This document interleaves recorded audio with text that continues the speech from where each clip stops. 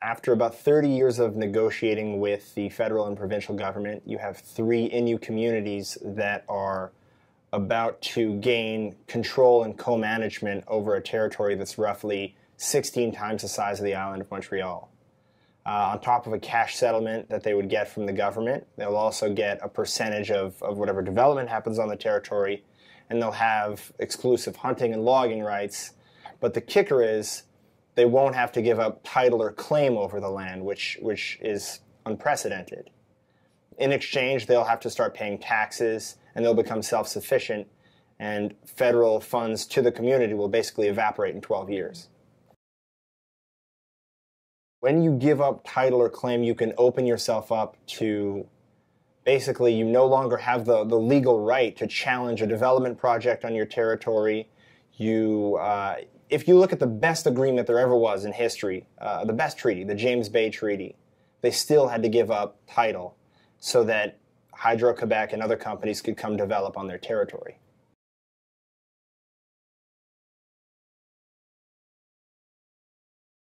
The typical modern deal is, which you mostly see in Quebec and in British Columbia, you surrender your claim, you surrender your title. In exchange, you get a cash settlement and perhaps the option of co-managing a territory.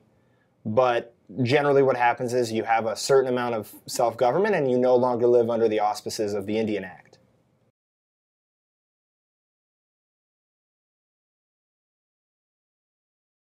Well, what's kind of unusual about this particular deal is it not only sort of gives sovereignty to the population, the First Nation, but it also gives them a blueprint for resource development on their territory.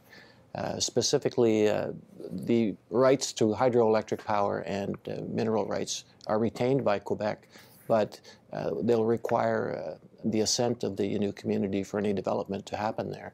They will participate as co-owners of any resource that's developed there. They will be getting a percentage of revenue on all existing developments. They're getting $100 million as compensation for past developments that they weren't participating in. And they're also being allocated specific wood properties to develop on their own. They're being told that they will be invited to participate in any hydroelectric development that's there, developed by the government, either or privately.